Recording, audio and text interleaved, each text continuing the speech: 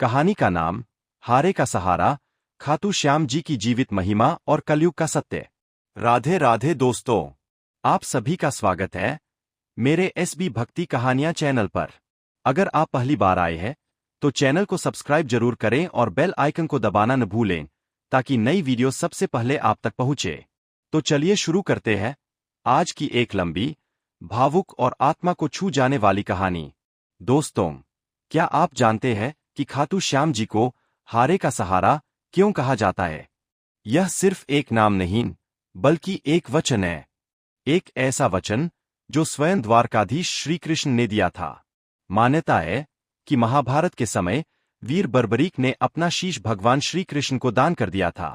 उनकी अटूट भक्ति और त्याग से प्रसन्न होकर श्री कृष्ण ने उन्हें वरदान दिया, कलयुग में तुम मेरे नाम से पूजे जाओगे और जो भी सच्चे मन से तुम्हारे दरबार में आएगा तुम उसके हर दुख और कष्ट दूर करोगे। तभी से उनका नाम पड़ा हारे का सहारा, बाबा श्याम हमारा। यह कहानी सिर्फ एक भक्त की नहीं, बल्कि उन लाखों लोगों की आस्था की कहानी है जो आज भी खाटू धाम जाते हैं और खाली हाथ कभी वापस नहीं आते। आज की कहानी हमें एक ऐसे भक्त के अनुभव से जोड़ती है जो जीवन से पूरी तरह हार चुका था। वह व्यक्ति अपना नाम गुप्त रखना चाहता है, लेकिन उसकी कहानी हर उस इंसान की कहानी है जो कभी न कभी टूट जाता है। वह बताते हैं, मेरे जीवन में ऐसा समय आया जब सब कुछ खत्म हो चुका था। नौकरी चली गई थी, व्यापार में नुकसान हुआ और परिवार में भी तनाव बढ़ गया। मुझे लगने लगा था कि अब मेरे लिए कोई रास्ता नहीं बचा। हर दिन वह कोशिश करता, लेकिन हर बार असफलता ही मिलती। धीरे धीरे उसका आत्मविश्वास खत्म हो गया। एक दिन उसने आईने में खुद को देखा और पूछा, क्या मैं सच में हार चुका हूं? उसी रात उसने पहली बार सच्चे दिल से खाटू श्याम बाबा को याद किया। उसने कहा, हे बाबा, अगर आप सच में हारे का सहारा है तो मुझे भी सहारा दीजिए। मैं पूरी तरह टूट चुका हूं। कुछ दिनों बाद उसने खाटू धाम जाने का निर्णय लिया। जब वह वहां पहुंचा तो हजारों भक्तों की भीड़ देखकर वह भावुक हो गया। हर कोई अपनी अपनी समस्या लेकर आया था, लेकिन हर चेहरे पर विश्वास था। वह भी लाइन में खड़ा हो गया। जैसे जैसे वह आगे बढ़ रहा था, उसका दिल जोर जोर से धड़क रहा था। जैसे ही उसकी बारी आई और उसने बाबा के दर्शन किए, उसकी आंखों से आंसू अपने आप बहने लगे। उसने कुछ नहीं कहा, बस मन ही मन अपनी सारी पीड़ा बाबा के चरणों में रख दी। दर्शन के बाद वह मंदिर के एक कोने में बैठ गया।